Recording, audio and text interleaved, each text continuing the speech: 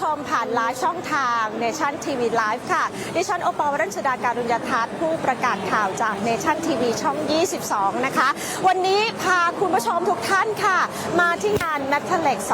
2024 ค่ะงานมหกรรมเทคโนโลยีทางด้านเครื่องจักรกลและเทคโนโลยีโลหะการที่ใหญ่เป็นอันดับหนึ่งของอาเซียนเลยนะคะปีนี้จัดเป็นวันแรกค่ะนั่นคือวันที่ 20 พฤศจิกายนนะคะในงานนี้ค่ะคุณผู้ชมจะมีเทคโนโลยีทั้งเครื่องจักรกลและโลหะการกว่า 3,000 แบรนด์จาก 50 ประเทศทั่วโลกเลยนะคะเดี๋ยวโอปอจะพาคุณผู้ชมไปพบกับบรรยากาศภายในงานในปีนี้กันเลยค่ะตามเข้ามาเลยค่ะ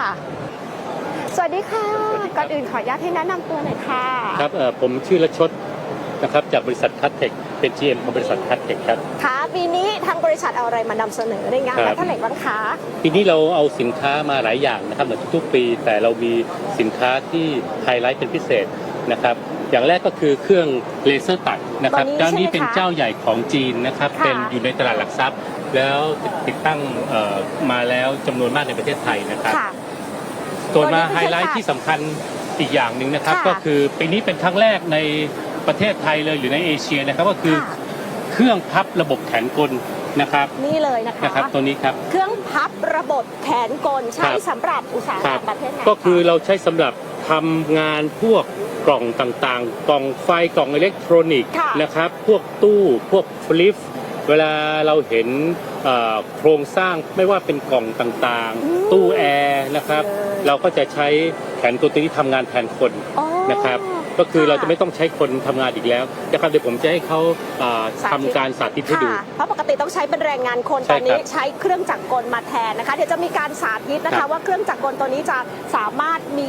ประสิทธิภาพในการทำงานอย่างไรนะคะแล้วลดระยะเวลาในการผลิตด้วยไหมคะสำหรับตัวนี้ครับระยะเวลาในการผลิต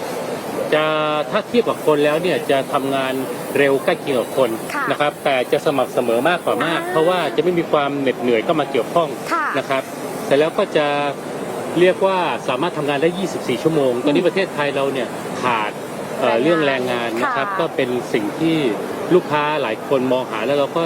ได้รับความสนใจแล้วก็ได้ขายไปหลายชุดมากแล้วก็สามารถที่จะลดต้นทุนในเรื่องของการผลิตได้ด้วยลดต้นทุนการผลิตเซฟแรงงานคนแล้วก็เรื่องอุบัติเหตุนะครับเพราะว่าถ้าเราหยิบเหล็กนะครับพวกนี้อาจจะหนักบาดมือปวดไหล่ปวดหลังนะครับก็อันนี้ก็จะเป็นสิ่งที่ช่วยในเรื่องนี้ได้เยอะนะครับนอกจากนี้เราก็ยังรวมกับบริษัทนะครับร่วมมือกับบริษัทเอสตันนะครับมิสเตอร์มาวินนะครับมิสเตอร์มาวินเขาดูแลinternational sale นะครับผมอยากให้คุณมาวินอธิบายเกี่ยวกับบริษัทของเอสตันสักครู่ You can introduce Estan Okay thank you thank you welcome to ESTUN booth and I'm Marvin Zhao from ESTUN Automation China Nanjing and we are the leadership robotics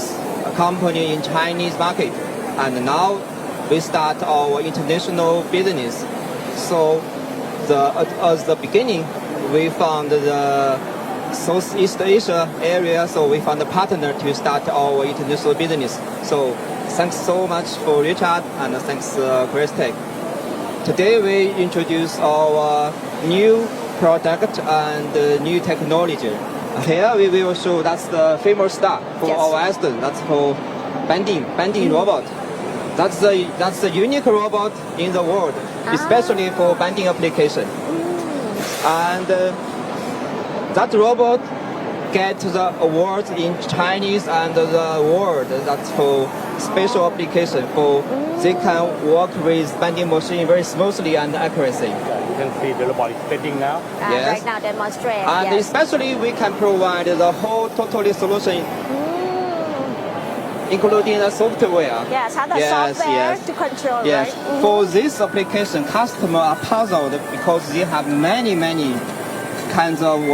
workpiece needed to program. So we can provide the simulation software. Yes. We can do that in PC and we can not stop the workstation, but edit that in background. Oh, great. Yes. It's a real time that can monitor about how the robot works. It's very good system. The robot move. Work very smooth. Yes. Yes. can be the safety and each product is very higher for the standard as well and Now, can save the people. ESTUN is number one in China. Number one in China for and this. number two in the world. All right, and cooperate together, Thai and China, for produce higher technology. For Aston Nanjing, we already have 30 years old history. Wow. And now we have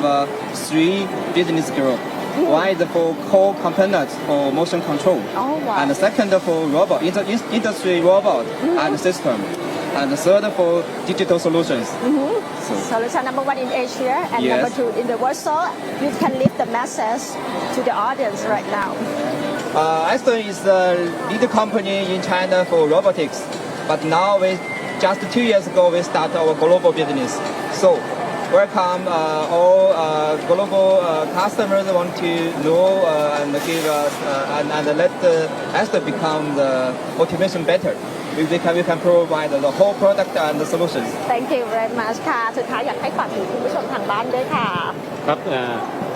เรียนเชิญมาที่บูธคัสเทคนะครับบูธคัสเทคเรานอกจากสินค้าที่เราได้โชว์อยู่แล้วนะครับยังมีโรบอทแอปพลิเคชันอีกเยอะนะครับอย่างเช่นโรบอทขัดนะครับแล้วก็โรบอทต่างๆที่ลูกค้าสามารถที่จะลดต้นทุนการผลิตได้นะครับก็เชิญในงาน METALEX ครับค่ะบูธอะไรคะ ครับ ย้ำอีกที บูธของเราตอนนี้คือ BA19 BA19 มาได้เลยนะ ครั คะ บฮอล100 ค่ะฮอ100นะคะขอบพระคุณมากค่ะที่มาพูดคุยกับทางในชั้นของเราในวันนี้นะคะ